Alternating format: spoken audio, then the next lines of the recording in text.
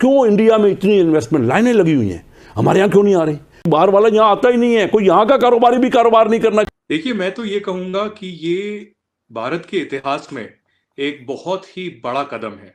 ये इतना बड़ा कदम है कि भारत को जब इंडिपेंडेंस मिली थी, एक न्याय मिला था, फ्रीडम मिला था, उससे मैं इसको कंपेयर करूंगा। 11 दिनों से अपने व्रत के जरिए एक तपस्वी की भांति दुनिया में कोई ताकत ऐसी नहीं है जो उनके अज़ाइम को रोके, उनको चेक करे या उनकी मुखालफत करे या उनके ऊपर किसी किस्म का कोई मुआशी या सियासी दबाव डाले। मैं इसको कंपेयर करूंगा पाकिस्तान के साथ। जो युद्ध हुए वो भी इससे बहुत छोटे हैं।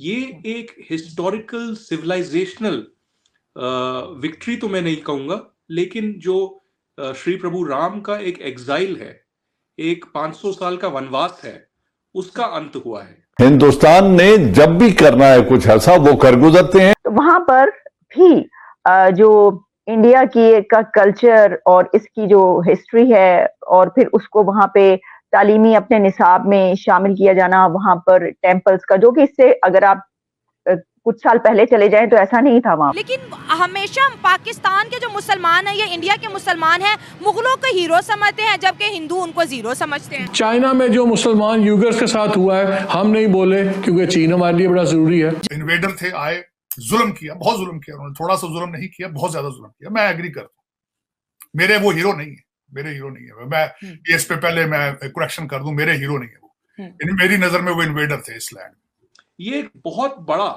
पिलग्रिमेज सेंटर बनेगा। मुझे लगता है कि हिंदुस्तान में, भारत में, ये एक सबसे बड़ा पिलग्रिमेज सेंटर बनेगा जिसमें लाखों श्रद्धालु आएंगे।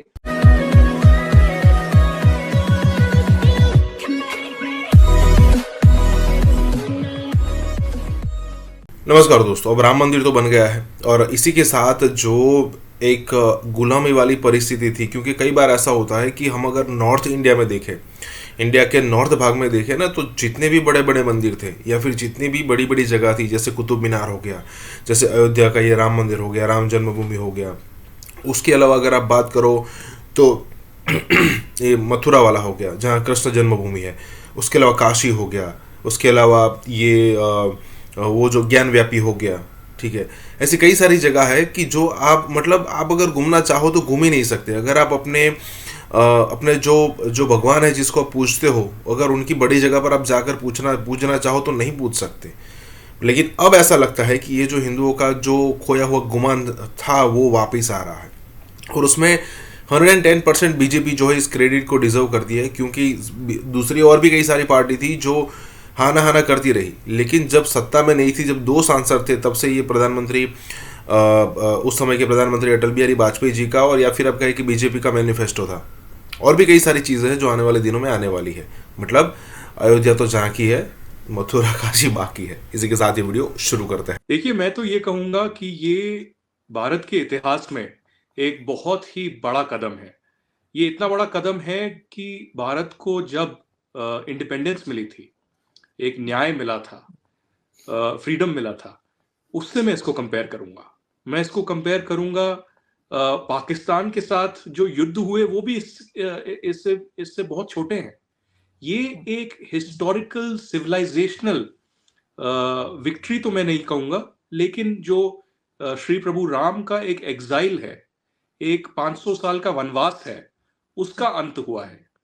तो मुझे ये लगता है कि लाखों हिंदुओं की श्रद्धा का ये मुद्दा रहा कई सालों तक, और कई सालों से हिंदुओं को ऐसा भी लगा कि शायद ये दुनिया इसको बुला दे, लीगल सिस्टम इसको बुला दे, और जो पॉलिटिशियन भी हैं इसको बुला दे, और हमको न्याय मिले ही नहीं।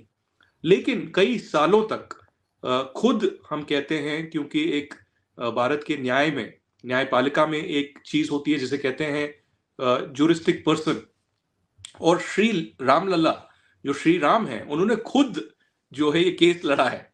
तो उनके रिप्रेजेंटेटिव वीएचपी और बाकी हिंदू ऑर्गेनाइजेशंस हो सकती हैं, लेकिन श्री राम ने खुद ये लड़ा है और खुद न्याय जो है उनको मिला है। तो तैयारियां तो बहुत ज्यादा हो रही हैं यहाँ पर। प्रधानमंत्री मोदी का भी आपने भाषण सुना होगा। लाखों श्रद्धालु और जो हिंदू भक्त हैं वो दुनिया भर से अयोध्या पहुंच रहे हैं। अयोध्या बहुत बड़ा एक पिलग्रिमेज सेंटर रहा है बहुत बड़े सालों से, लेकिन वहां पर इजाजत नहीं थी किसी को अंदर जाने की, क्योंकि एक सब जुडिस मैटर था। और डेवलपमेंट भी अनफॉर्चुनेटली कई सालों से अयोध्या में नहीं हुई। मैं 2 बार अयोध्या गया हूं पिछले 10 सालों में, लेकिन एक दिल को ठेस पहुंचती थी जब भी वहां जाते थे, क्योंकि गली कूचों से आप जाते थे, एक नॉर्मल, एक rural, semi rural, semi urban वहां पर लाइफस्टाइल था। कुछ ज्यादा डेवलपमेंट नहीं हुई थी, एयरपोर्ट नहीं था, रेलवे स्टेशन था लेकिन बहुत ही बुरी हालत में, होटल ज्यादा नहीं थे। तो मुझे लगता है अब जो ये श्री राम जन्मभूमि मंदिर वहां पर बना है अयोध्या में, ये एक बहुत बड़ा पिलग्रिमेज सेंटर बनेगा। मुझे लगता है कि हिंदुस्तान में, भारत में ये एक सबसे बड़ा पिलग्रिमेज सेंटर बनेगा, जिसमें लाखों श्रद्धालु आएंगे, और ये एक पिलग्रिमेज टूरिज्म के तौर पे भी आएगा, जो अयोध्या की, उत्तर प्रदेश की और भारत की इकोनॉमी में भी बहुत ज्यादा मदद करेगा, क्योंकि दुनिया भर से जो सैलानी हैं, टूरिस्ट हैं, और जो पिलग्रिमेज भी करना चाहते हैं, वो जरूर चाहेंगे ये देखना कि अयोध्या में क्या है। श्री राम लल्ला की जो मूर्ति है, आइडल है, उनको वहां पर देखना, निहारना, उनको पूजा करना, तो बहुत ही ऐतिहासिक है। प्रधानमंत्री मोदी ने खुद जो एक प्राण प्रतिष्ठा के कार्यक्रम के लिए एक बहुत रिगरस शेड्यूल, डिसिप्लिन शेड्यूल रखा है। कई दिनों तक वो फास्ट भी कर रहे हैं। वो पूरे भारतवर्ष में अलग अलग मंदिर, तमिलनाडु हो या बाकी जगहें हैं, वहां पर जा रहे हैं, वहां पर सफाई कर रहे हैं, आराधना कर रहे हैं। तो ये एक बहुत ही ऐतिहासिक फैसला है, और कई 100 सालों तक जो है इसकी गुनगुनाहट, इसकी वाइब्रेशंस चलती रहेंगी। आज गार्डियन, जो कि ब्रिटिश एक पेपर है, उन्होंने भी लिखा है, और न्यूयॉर्क पोस्ट ने भी लिखा है कि वहां से मुगलों की हिस्ट्री को निकाला जा रहा है। मैं ठीक है, निकालना चाहिए उनको, मैं समझता हूं। माइनॉरिटी थी, इन्वेडर थे, आए, जुल्म किया, बहुत जुल्म किया उन्होंने, थोड़ा सा जुल्म नहीं किया, बहुत ज्यादा जुल्म किया। मैं एग्री करता हूं, मेरे वो हीरो नहीं है, मेरे हीरो नहीं है। मैं ये इस पे पहले मैं करेक्शन कर दूं, मेरे हीरो नहीं है वो। मेरी नजर में वो इन्वेडर थे इस लैंड, और जो भी इन्वेडर आता है जुल्म करता है, चाहे वो ब्रिटिश हो, चाहे ये हो, चाहे वो कोई भी इन्वेडर हो, वो आके ओप्रेस करता है। वो इस तरह, वो इतनी आसान बात नहीं होती वो उससे डील करना, उन्होंने किया। बल्कि मैं आपको आज आरजू मैं बड़ी एक और बात बताना चाहूंगा, मैंने अक्सर लोगों को नहीं बताई। मैं भारत बड़ी दफा गया हूं, आज तक ताजमहल नहीं गया। मैं एक दफा सरकारी डेलीगेशन के साथ गया था, सारा डेलीगेशन चला गया था बस में बैठ के, मैं एहतजाजन नहीं गया था। मुझे शाम को वो सारे अमेरिकन टेबल पर बैठे डिनर पे, उन्होंने पूछा कि बड़ी अनहोनी बात है कि इतनी 7th wonder on the planet, हम सब अमेरिका से आके बस में बैठ के तो आगरा गए थे, आज आप नहीं गए।